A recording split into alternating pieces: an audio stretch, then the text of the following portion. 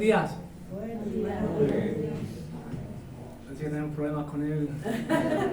Da igual, yo tengo una voz potente, ¿no? Pero Sí. igual, no hay que escuchar seguro. Se te oye. Pues, como decía Oscar, como ha dicho también José, la verdad que ayer fue un tiempo muy bonito, mucha bendición, ¿no? Que pasamos allí en Sevilla, ¿no? Fuimos unos 14... Gracias, Jesús. Lo que sea así por un padre, ¿eh?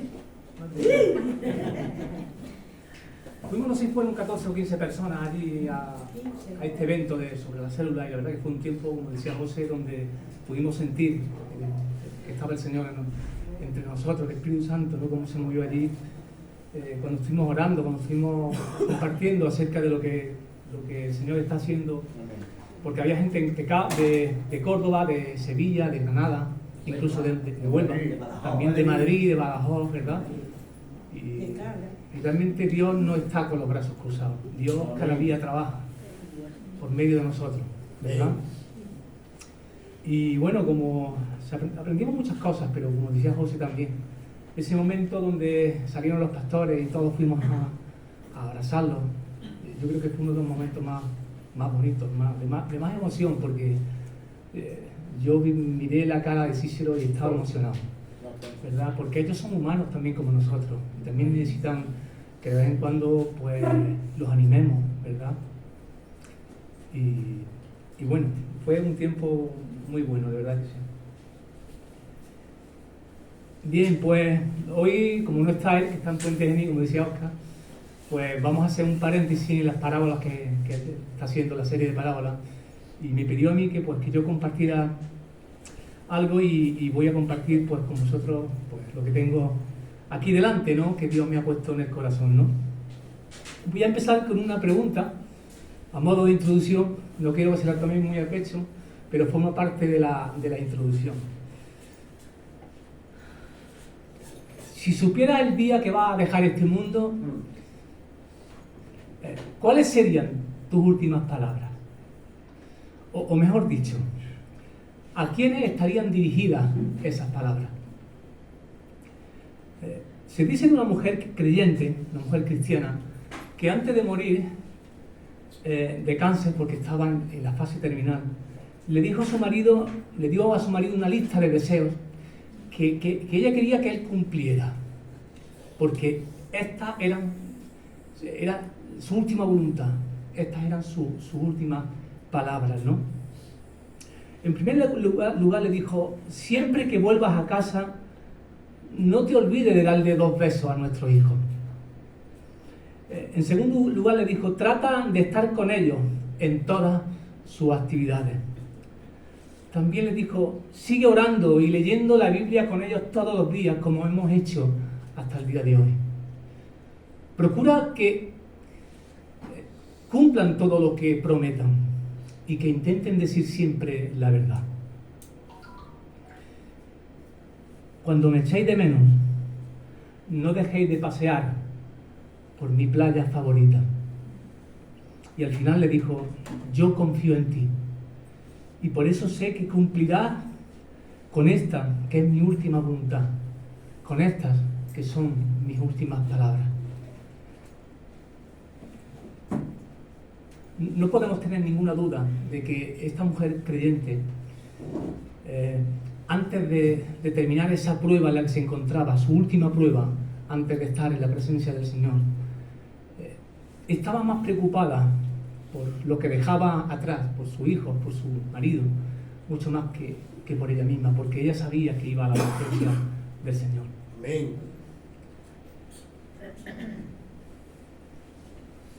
Bueno, pues nuestro Señor Jesucristo, pensando en nosotros, que somos su pueblo, que somos su iglesia, que somos su familia, Él también, antes de morir en la cruz, nos dejó 7 palabras, o mejor dicho, 7 frases. 7 frases que al final se convierten para nosotros también en 7 principios bíblicos. Aunque tengo que decir que, al contrario que esta mujer, estas 7 palabras no fueron sus últimas palabras en este mundo. Porque, como todos sabemos, el Señor, después de pasar por la muerte, Él resucitó de entre los muertos, y entre otras cosas, nos dejó la gran comisión, que es aquello de ir y predicar a todas las naciones en el nombre del Padre, del Hijo y del Espíritu Santo. Pero desde la cruz sí que fueron 7 palabras, no 7 frases. Y estas son las 7 frases o palabras que dejó Jesús en la cruz antes de morir. Padre, perdónalos porque no saben lo que hacen. De cierto te digo que hoy estarás conmigo en el paraíso. Mujer, he ahí tu hijo. Hijo, he ahí a tu madre. Dios mío, ¿por qué me has desamparado? Tengo sed. Consumado es. Padre, en tus manos encomiendo mi espíritu. Como decía antes, quiero deciros que estas 7 palabras para nosotros, que somos su iglesia, se convierten en 7 principios bíblicos que como discípulos suyos debemos de obedecer. Y sobre eso es sobre lo que yo quiero hablaros por medio de esta serie de 2 predicaciones que con la ayuda del Señor voy a comenzar hoy.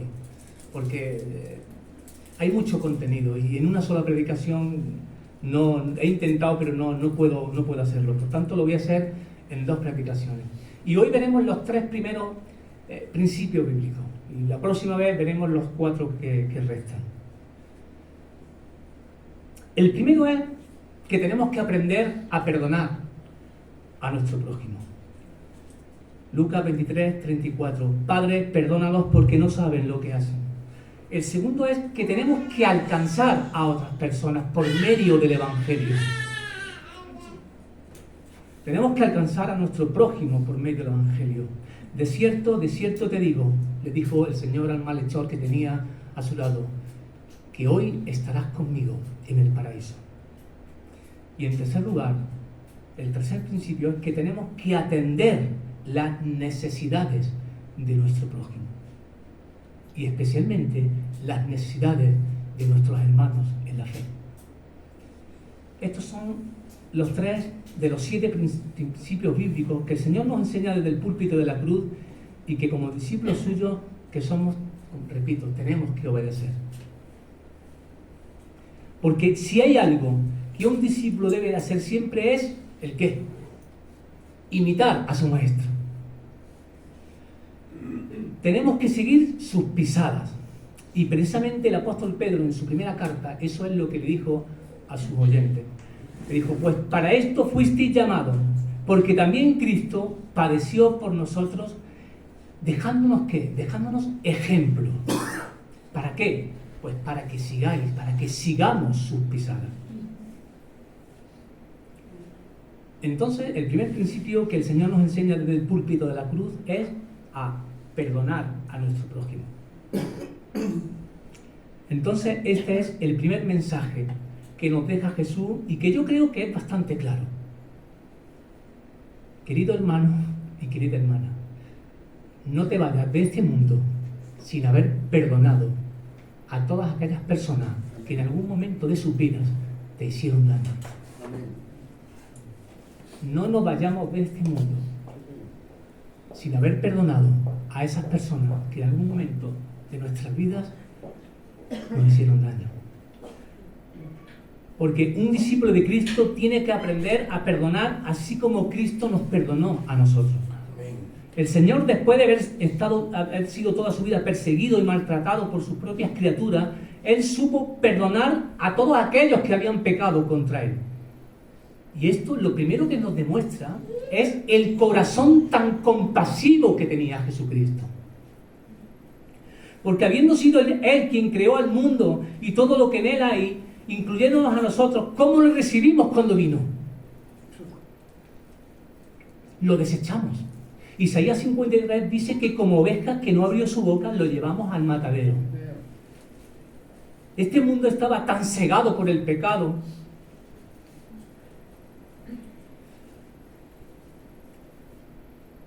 que no supo ver su esplendor, su gloria.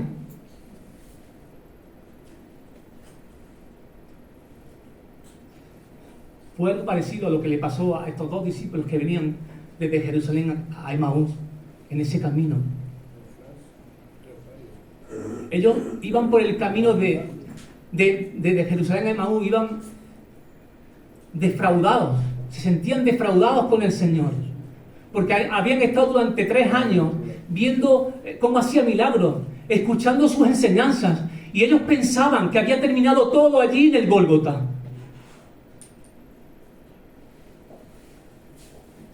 Pensaron que la muerte había vencido a Jesucristo. Y cuando el Señor se le presenta en ese camino y comienza a caminar con ellos, a ellos no se les ocurre otra cosa que confundirlo con un forastero.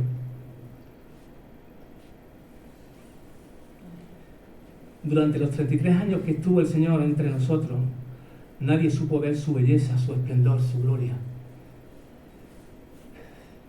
Es más, desde el principio no supimos valorarlo. De hecho, lo recibimos ¿dónde? En un establo. Luego, siendo un niño, ya pudo sentir en sus propias carnes el odio que sintió Herodes por él, que intentó también asesinarlo. Ya conocemos todos la vida de Jesús. Que María y José tuvieron que salir corriendo para Egipto.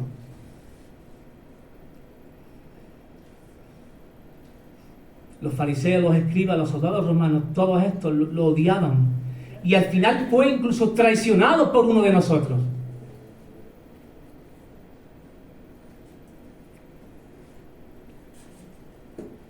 Pero hermano, Él vino a este mundo con un solo objetivo: perdonar al pecador, rescatar a los que se habían perdido. Y tú y yo también entramos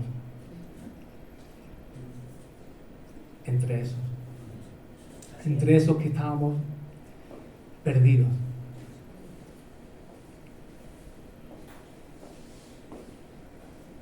Él vino a este mundo, y voy a hablar de una manera metafórica, para colgar en esa cruz del Calvario todas las cosas malas que había en nuestros corazones antes de convertirnos. Él vino para colgar en esa cruz del Calvario todo nuestro odio, toda nuestra envidia, toda nuestra amargura, todos nuestros malos pensamientos de venganza hacia esas personas que nos han hecho daño en algún momento de nuestras vidas.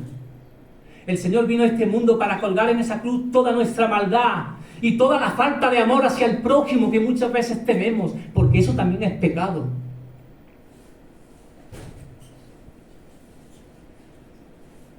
Él vino a este mundo para que por medio de su perdón pudiéramos sentir en nuestros corazones esa paz y esa esperanza que solamente te la puede ofrecer Él, porque solamente Él es quien la tiene.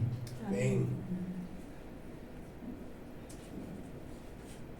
Cuando yo era pequeño y llegaba la Semana Santa, a mí me gustaba entrar a las iglesias católicas por la mañana a ver las procesiones que ya estaban preparando para cuando salían por la tarde o por la noche. Yo era muy beato, no pensáis que no. Y yo veía los tronos inmensos, con sus imágenes ahí arriba, los tronos llenos de flores, rodeados de cirios, de grandes velas de esas, preparadas ya para ser encendidas. Pero lo que más me llamaba la atención, ¿sabéis qué eran? Las imágenes que habían de los Cristos de talla. Los Cristos de talla. Y lo que más me llamaba la atención era ver los ojos tristes y caídos que tenían esos Cristos de talla. No sé si se habéis fijado alguna vez en esto. Y el mensaje que al menos a mí me transmitían esas imágenes era un mensaje de desesperanza, de derrota. Era como un grito de angustia pidiendo justicia. Y con el tiempo, después de convertirme al Señor, me he dado cuenta, he llegado a la conclusión de que los escultores que crean ese tipo de imágenes, lo único que expresan por medio de ellos es la desesperanza que hay en sus corazones, porque ellos, hermanos, ellos no conocen el perdón de Dios. No se sienten perdonados porque no conocen al Cristo resucitado.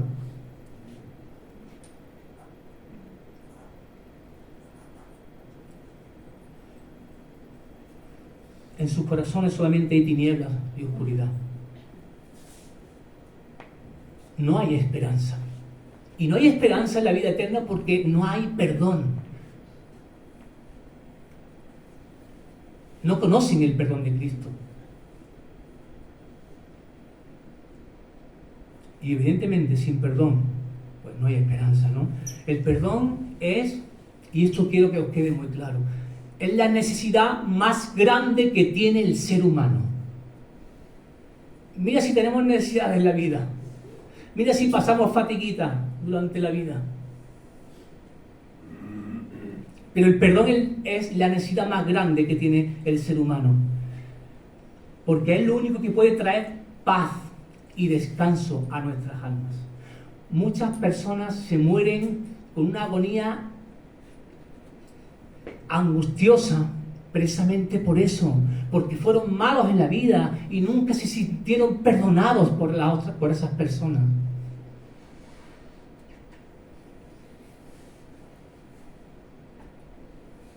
Espero que estéis entendiendo el mensaje que quiero transmitir. El perdón es lo único que puede traer paz y descanso a nuestras almas. Es por eso por lo que nosotros, los discípulos de Cristo, cuando miramos a la cruz también, lo único que vemos que es una cruz vacía. Una cruz vacía. Nosotros no tenemos a un Cristo con los ojos caídos, con los ojos tristes. Porque Cristo ya no está en esa cruz. Él vino a este mundo para pagar con su propia vida por nuestros pecados. Y cuando cumplió con esa misión, Él resucitó de entre los muertos. ¿Para qué? Pues para darnos su perdón y también una esperanza en la vida eterna.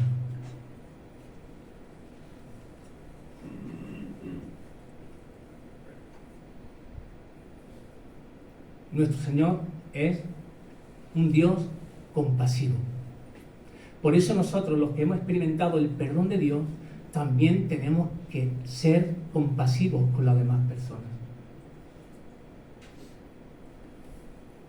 Tenemos que intentar cada día tener carga por los que están perdidos, por los que todavía no han sentido en sus corazones el perdón de Dios. No pueden ser felices, pueden tener todas las riquezas del mundo, pero si no hay perdón en sus corazones, esa persona no puede ser feliz. Y de alguna forma todos hemos hecho daño a alguien en la vida. Todos necesitamos ser perdonados, no solamente por Dios, sino también por los demás, por nuestro prójimo.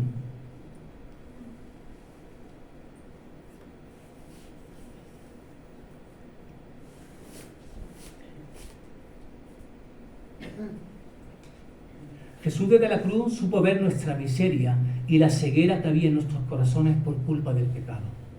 Porque el pecado nos ciega. Nos hace que no veamos la realidad.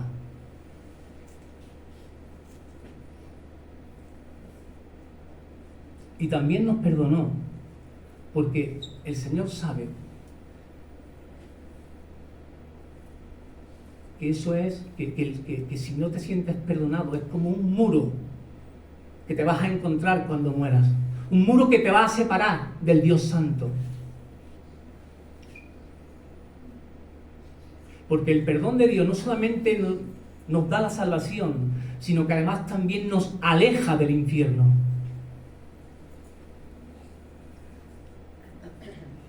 Por eso yo creo que intentar ser en esta vida una persona extraordinaria, eso no nos va a ayudar a escapar de la ira del Señor. Entonces no importa si yo soy una persona altamente respetada por esta sociedad. No importa que yo sea el cirujano que más vidas salva en este mundo. Por mis obras nunca voy a conseguir la aprobación del Dios Santo. Es como si le compras las mejores zapatillas a una persona que no puede caminar. o le compran las mejores gafas del mercado a una persona que no puede ver. No le van a servir para nada. Por lo tanto, nuestras obras sin fe nunca van a conseguir que tengamos la aprobación del Dios Santo. Realmente no merecemos el perdón de Dios. Sin embargo, Él nos lo ha concedido. Por tanto, cada vez que le fallemos, no dejemos que nuestro orgullo impida que nos arrodillemos y le pidamos perdón de corazón.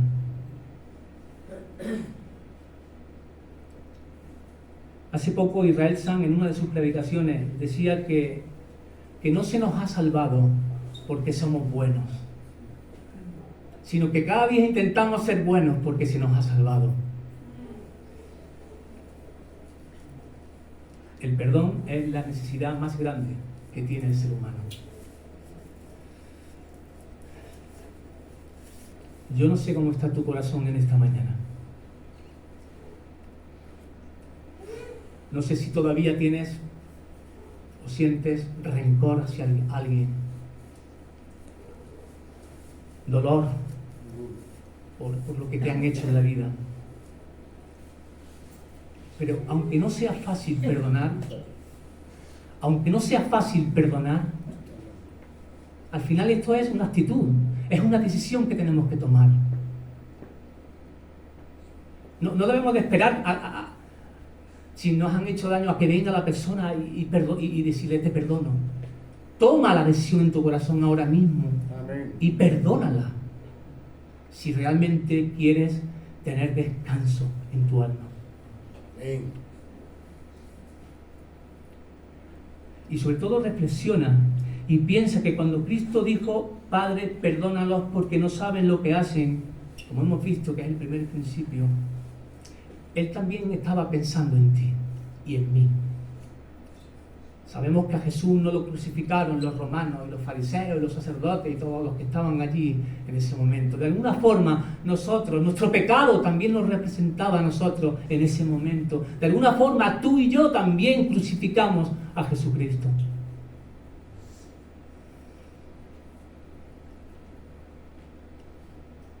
Hay una canción de Marco Vidal, ¿no?, que dice también eso. Yo también estaba allí.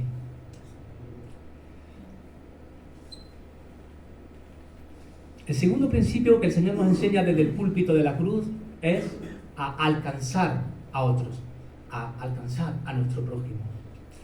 Lucas capítulo 23, versículos del 39 al 43. Lo tenemos en la pantalla. Y dice así, el versículo 39 dice, y uno de los malhechores que estaban colgados le injuriaba diciendo, si tú eres el Cristo, sálvate a ti mismo y a nosotros. Y respondiendo el otro le reprendió diciendo, ¿ni aún tú temes a Dios, estando en la misma condenación? Y nosotros la verdad justamente padecemos, porque recibimos lo que merecieron nuestros hechos, mas este ningún mal hizo. Y dijo a Jesús, acuérdate de mí cuando vinieres a tu reino. Entonces Jesús le dijo, de cierto te digo que hoy estarás conmigo en el paraíso. En estos versículos vemos que junto con Cristo crucificaron también a dos ladrones, uno a su derecha y otro a su izquierda. Y el Señor, en respuesta a la petición que le hizo uno de ellos cuando le dijo que se acordara de él cuando viniera en su reino, le dice, de cierto te digo, te aseguro, te doy mi palabra de que hoy estarás conmigo en el paraíso. Entonces, si os imagináis esta escena por un momento, os podréis dar cuenta de que una hora antes de que el Señor diera su vida, entregara su espíritu, no se cansó de alcanzar almas. ¿Entendéis lo que quiero decir? Hasta el último momento de su vida, el Señor estuvo perdonando a personas, estuvo llevando almas a la presencia del Dios Padre.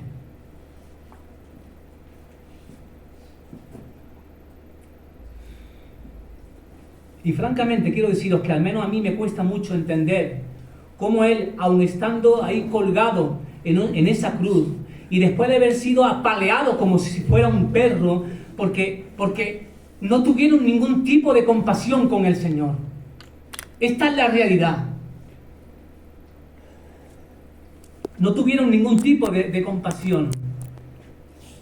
Y me cuesta mucho entender que él pudiera seguir preocupándose por su prójimo, por este otro hombre que estaba a su lado. Ahí que es lo que vemos. Vemos el compromiso que tenía el Señor.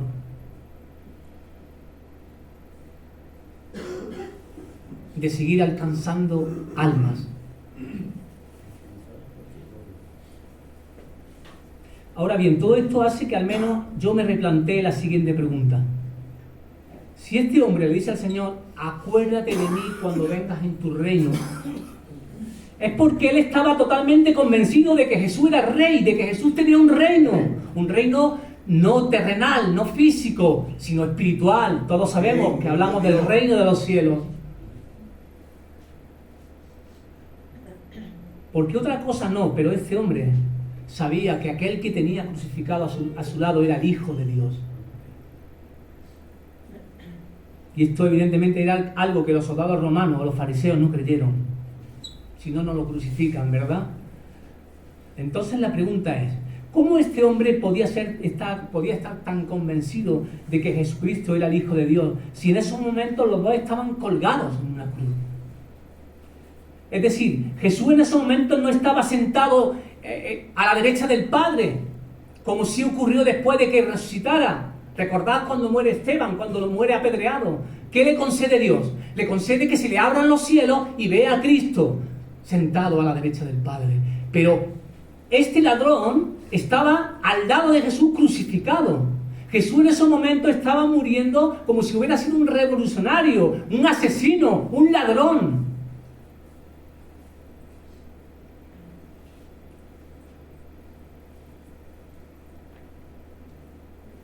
Seguramente este hombre no se tiró 3 años. Seguro que no, se tiró 3 años detrás de Jesús, escuchando su enseñanza, viendo sus milagros. Este hombre no llegó a bautizarse. Él era un ladrón, era un malhechor, un saqueador. Este hombre no robaba en las casas cuando la gente se iba de vacaciones, diciendo, no, me voy a llevar lo que pueda de cosas materiales, pero no quiero hacer daño a nadie. No. Este hombre asaltaba a la gente en los caminos, les robaba y los dejaba medio muertos. Porque a la cruz no te llevaban por robar un lápiz en el colegio. A la cruz te llevaban porque eras un asesino, eras el Curro Jiménez de ahora. O sea, a excepción de Cristo, evidentemente, porque Cristo murió en la cruz para que se cumplieran las profecías de que Él era el Mesías prometido.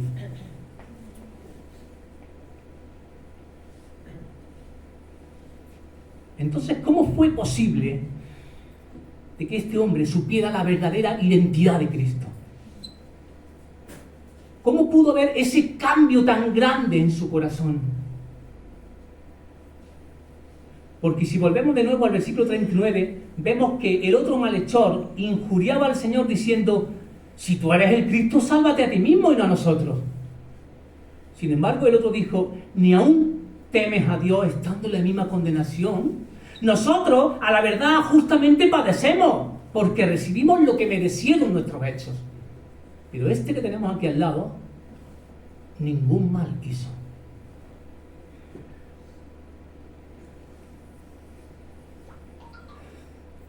Él estaba reconociendo su culpabilidad. Él estaba reconociendo que merecía esa muerte. Pero a la misma vez también se había dado cuenta de que el Señor no debería de estar en esa cruz, porque el Señor era inocente. Otra cosa muy interesante que quiero deciros es que en el momento en el que este ladrón se estaba convirtiendo a Cristo, tampoco estaba presente Juan el Bautista diciendo, he aquí el Cordero de Dios que quita el pecado del mundo. No había ningún profeta que afirmara que Jesús era el Hijo de Dios. Porque incluso sus discípulos lo habían abandonado, solamente su madre algunas mujeres y Juan, el discípulo amado, eran los únicos que estaban presentes en ese momento. Los demás discípulos huyeron por miedo a ser apresados. Jesús en su humanidad estaba ya agonizando en una cruz, que es donde solían morir los asesinos, los ladrones, los malhechores.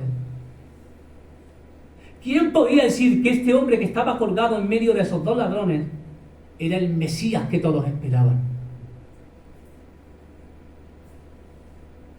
Además, aún no se había producido ninguno de los fenómenos sobrenaturales que se produjeron después de que Cristo entregara su espíritu. La tierra aún no había temblado, las tinieblas todavía no habían cubierto el Gólgota, los sepulcros todavía no se habían abierto, el velo del templo todavía no se había rasgado, y aquel centurión que estaba allí al lado de la cruz tampoco había dicho todavía verdaderamente ese hombre era el Hijo de Dios.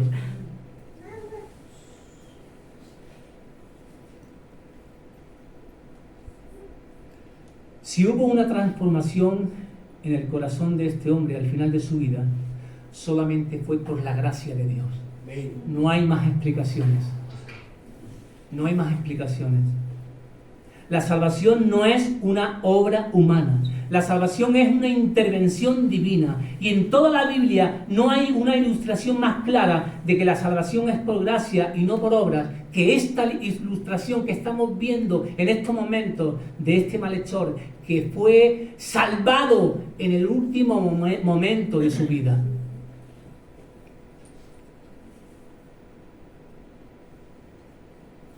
Por tanto, fue el Espíritu Santo y no las circunstancias quienes convenció a este pobre pecador de que aquel que estaba crucificado a su lado era el Hijo del Dios Altísimo.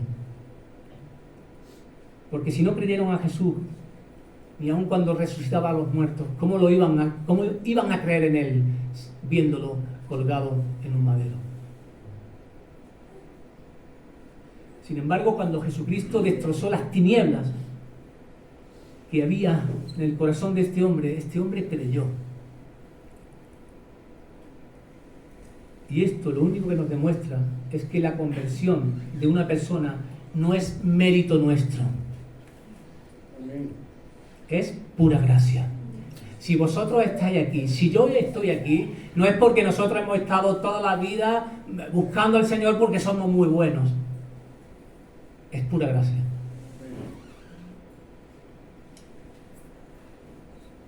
Con mucha frecuencia podemos escuchar el testimonio de algunos cristianos que dicen que su vecino o su amigo está entre nosotros, que se convirtió porque yo estuve mucho tiempo orando y predicándole el Evangelio.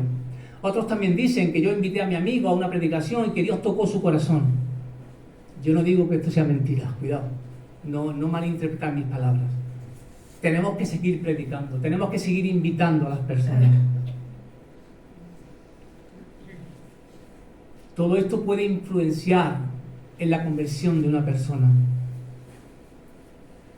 Pero al final la conversión es una intervención divina. Yo le he hablado, si todas las personas a las que yo le he hablado del Señor se pudieran convertir, tendríamos que tener 7 iglesias como esta. Lo mismo que va a pasar con vosotros. No es que yo esté todos los días predicando, pero siempre hay oportunidades. Es Dios quien toca el corazón de las personas.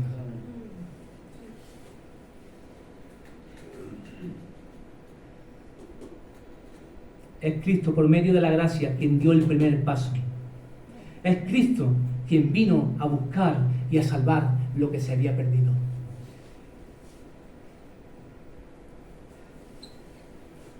Ahora bien, después de haber dejado claro que la salvación no es mérito nuestro, sino que somos salvos por la gracia de Dios,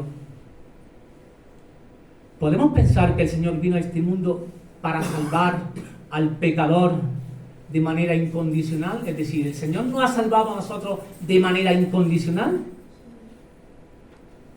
No. El Señor vino para salvar al pecador de manera eficaz, no incondicional. ¿Y qué quiere decir esto? Pues que la gracia no es algo que nosotros podamos manipular a nuestro antojo. Es decir, yo peco todo lo que me da la gana y luego me aprovecho del beneficio de la gracia. Eso no funciona así. El Señor no vino a este mundo para prometernos que nos va a aceptar incondicionalmente. Porque la gracia no solamente nos da el beneficio del perdón, sino que además también nos da el beneficio del dominio propio. Por tanto, si tú no eres capaz, o yo no soy capaz de vencer ese pecado en el que estamos cayendo continuamente, porque no podemos dominarlo, quizás es porque la gracia de Dios aún no se ha manifestado en nuestras vidas. Podemos tener muchas luchas, podemos cometer muchos errores, pero con el paso del tiempo, tanto los frutos del Espíritu, donde por cierto está el dominio propio, como también la santificación, tienen que ir viéndose en nuestras vidas. Por eso digo que el Señor no vino a este mundo para salvar al pecador de manera incondicional, sino de manera eficaz, de manera poderosa. Si nos pasamos toda la vida cayendo en los mismos errores, quizás es porque el poder de Dios no está actuando en nuestras vidas. Cristo nos ha perdonado, Cristo nos ha salvado, pero no podemos pintarle la cara al Señor. No podemos hacer lo que nos da la gana y luego pedir perdón sin más. No podemos usar Romanos 5:20, que nos dice que donde abundó el pecado, sobreabundó la gracia, para justificarnos y ya está. Eso no vale para nada. Pensar eso sería un gran error. Por tanto, lo que quiero decir es que el poder del Evangelio se tiene que notar en nuestras vidas. Se tiene que notar en nuestras vidas. Si yo me he convertido realmente a Cristo, tiene que notarse. Vosotros tenéis que ir notándolo día a día.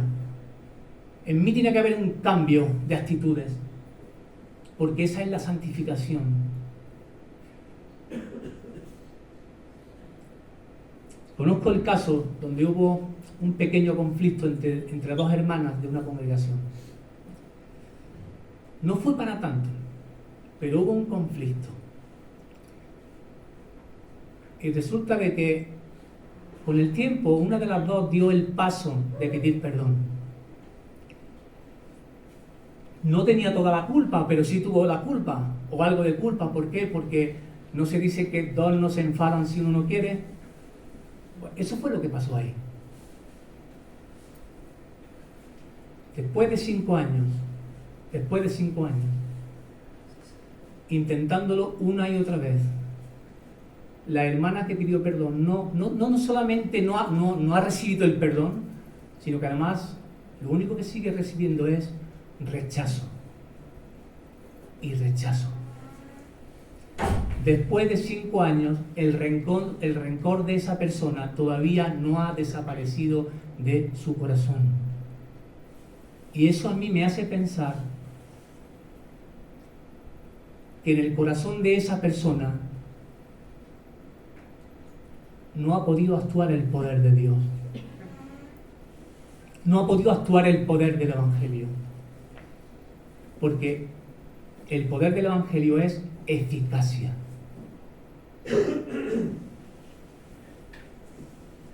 El Señor no vino para salvarnos de manera incondicional, sino de manera eficaz, de manera poderosa. Por tanto, lo que debemos tener claro es que así como Cristo también alcanzó a otras personas hasta el último momento de su vida, nosotros, que somos sus discípulos, debemos de imitarlo. Debemos de seguir trabajando en la obra incansablemente hasta el final de nuestros días. Tenemos que seguir perseverando, independientemente de cómo estemos anímicamente. El tercer y último principio que el Señor nos deja desde el púlpito de la cruz es atender las necesidades de nuestro prójimo. En Juan 19, 26 y 27 Jesús le dice a su madre, a María: mujer, he ahí tu hijo. Después dijo al discípulo: he ahí tu madre. Y desde aquella hora el discípulo dice, ¿qué dice? Que la recibió en su casa.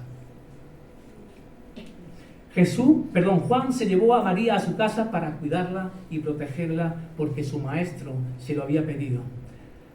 Jesús murió pensando en su madre, atendiendo desde la cruz a su madre, porque él no quería dejarla desamparada, porque después, yo creo que después de todo lo que estaba padeciendo Jesús en la cruz, quien más estaba sufriendo en esos momentos de todos los que había allí era María. ¿Sí o no? ¿Estáis de acuerdo conmigo? Poneros en su pie. Ese hijo que ella había parido, hablando literalmente, hacía 33 años allí en un establo, lo estaba viendo crucificado. Hermanos, todos sabemos que quizás los hijos estamos preparados, o podemos estar preparados en un momento dado para enterrar a nuestros padres. Pero ¿quién está preparado para enterrar a un hijo?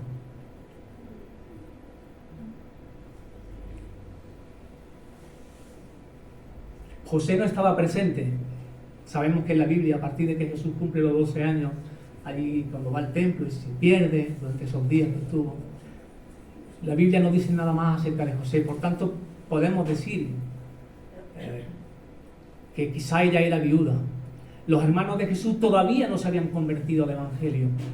Ahí está Santiago, que sí lo hizo después de que Jesucristo resucitara de los muertos.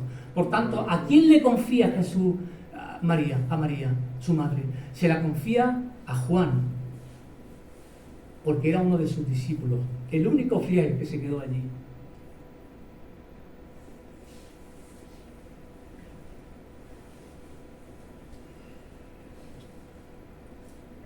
¿Qué podemos aprender de esto? Pues que además porque además de la salvación, cuando una persona se convierte al Evangelio, el Señor también le regala una familia. Porque la iglesia también es nuestra familia. Amén. Además de la salvación, a ti el Señor y a mí nos ha regalado una familia, que sois vosotros. Por eso en los momentos de necesidad el Señor hace que cuidemos unos de otros, que nos protejamos unos a otros. Al menos esa es la voluntad del Señor para con su iglesia.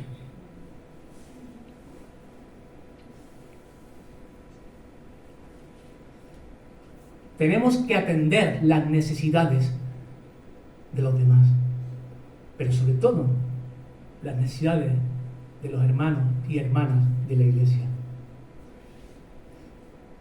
Y yo creo que casi todos los que estamos aquí presentes, o me atrevería a decir que todos los que estamos aquí presentes, hemos vivido esta experiencia en algún momento de nuestras vidas, donde un hermano o una hermana nos ayudó cuando más lo necesitábamos, ¿sí o no? Económicamente o dándote un consejo, diciéndote no te preocupes, yo voy a orar por ti, o te da un abrazo, ¿sí o no? Sí. Hemos sentido ese cuidado del hermano, de la hermana en alguna ocasión. Bueno, pues esto ocurre porque el Señor te ha confiado a tu hermano, así como hizo con María y con Juan. El Señor le confió a Juan a su madre. He ahí a tu madre, le dijo. Y a su madre le dijo, he ahí a tu hijo.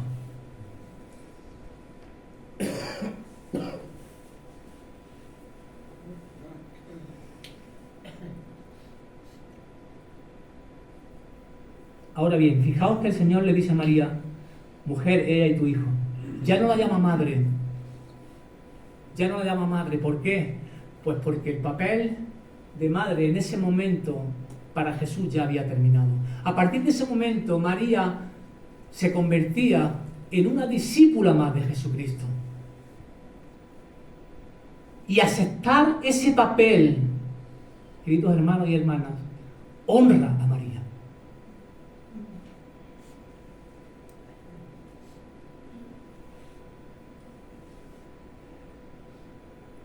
Ella tenía otra nueva misión, que era predicar el Evangelio y orar por los perdidos. Y esto es lo que vemos en Hechos, capítulo 1, versículos 3 y 14. Ahí vemos que cuando después de que Jesús ascendiera a los cielos, María regresó con los demás discípulos a Jerusalén y nos dice que estando en el aposento alto, todos juntos, en un mismo espíritu, se dedicaban a la oración. María se convirtió en una discípula más de Jesús. Nunca dejó de ser madre de Jesús, eso por supuesto. Pero ella también supo afrontar ya ese papel, ese nuevo papel que su hijo desde la cruz, ya más que como hijo, como Mesías, como Salvador de ella, le estaba dando. Y eso la honra también a María. El hecho de que supiera llevar para adelante también, ¿no?, ese papel de discípula. Por eso sé que lo sabéis, pero nunca está mal decirlo. María no es la intercesora de nadie. El único camino, la única verdad y la única vida para llegar al Dios Padre es Jesucristo. Ni a través de los santos vamos a llegar a Dios, ni a través de María llegaremos a Dios. María no es intercesora. María fue la madre de Jesús y una discípula más de Jesús.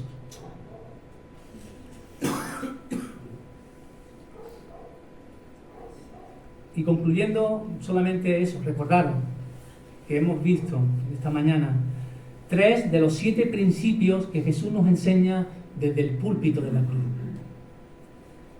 El primero es, tenemos que aprender a perdonar a nuestro prójimo. Si realmente quieres sentir la paz de Dios en tu corazón, que tardes mucho en irte, que yo tarde mucho en irme, pero que cuando nos vayamos habiendo perdonado a esas personas que en algún momento de nuestras vidas nos hicieron daño. Quizás puede ser que parezca que no es fácil, y más si aún hay dolor en tu corazón por algo que te hicieron. Pero al final es como decía antes, el perdón es una decisión, es una actitud que tiene que salir de aquí. No debemos de esperar a que esa persona venga a nosotros, se ponga de rodillas y te diga, perdóname que te hice daño. No importa si no te lo dice en la vida. Tú decides aquí perdonar a esa persona. Porque esa es la única manera en la que tu alma tendrá descanso.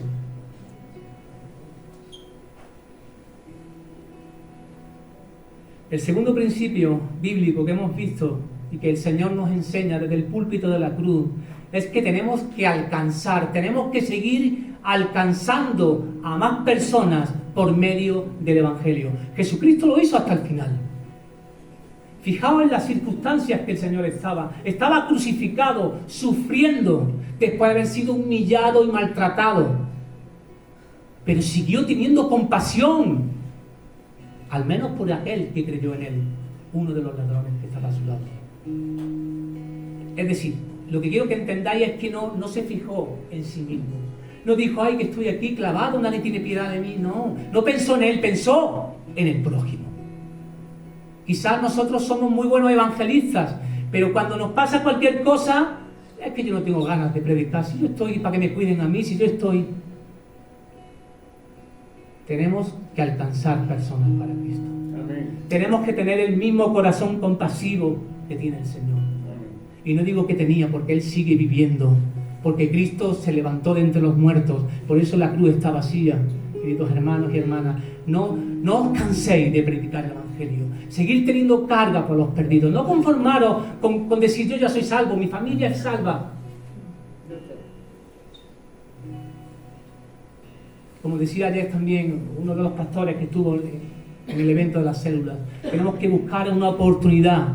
Si vamos a echar gasolina, intenta predicarle a la gasolina. Si vas a echar 30 euros, echa 10 y luego por la tarde echa otros 10 y luego otros 10 y vas 3 veces.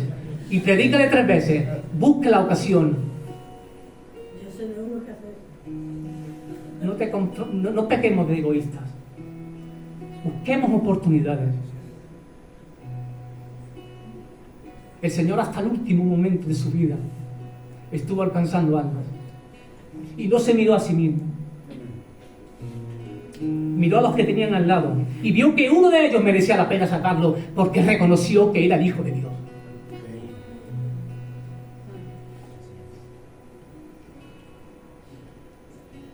El compromiso del Señor fue hasta el final. No pienses en ti, piensa en los perdidos. El tercer principio es atender las necesidades de nuestro prójimo. El Señor, además de la salvación, también te ha regalado una familia. Dile que lo quieres, como decían ellos antes, al hermano que tienes al lado. Dile que vas a cuidar de él. Díselo, por favor. Voy a cuidar de ti, porque tú eres mi hermano en la fe. Te animaré cuando sepa que estás mal. Somos una familia. Somos la familia de Cristo. Tenemos que atender las necesidades del prójimo. Alabado sea Dios. Amén. Así lo hizo el Señor. Si somos sus discípulos, tenemos que imitar al Maestro. Tenemos que seguir sus pisadas. Amén. Alabado sea. En la próxima predicación seguiremos hablando de los otros 4 principios. Que os prometo que tienen vida también. Tienen mucha enseñanza. Sea pronto. Señor, te damos muchas gracias en esta mañana.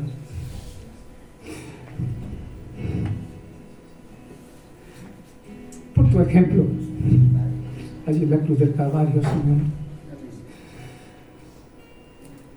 Porque nos perdonaste, Señor. Porque ahora tenemos gozo, tenemos paz en nuestros corazones. No sentimos rencor hacia nadie, Señor.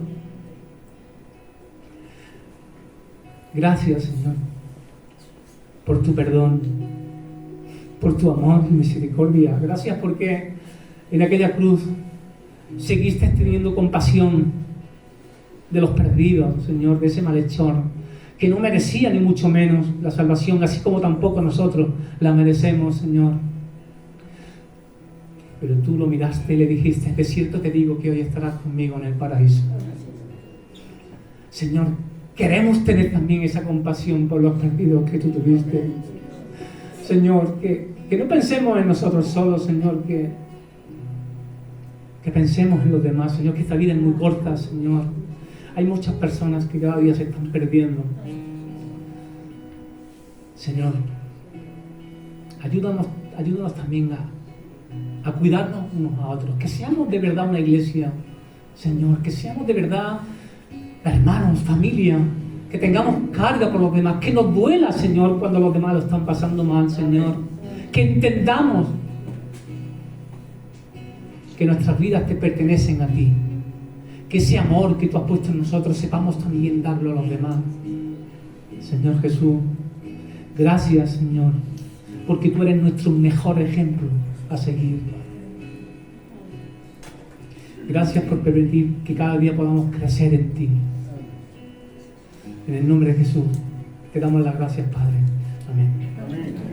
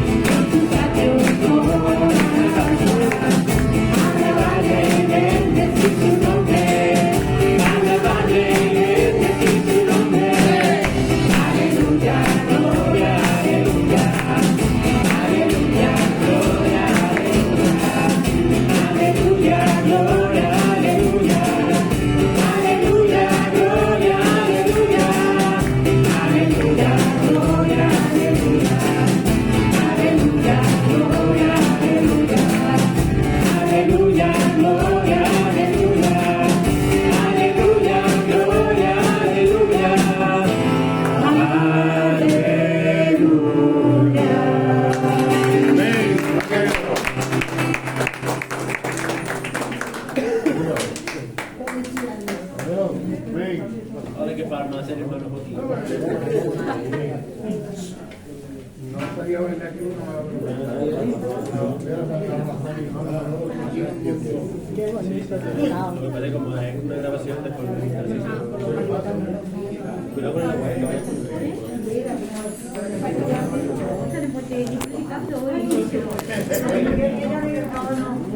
Tanto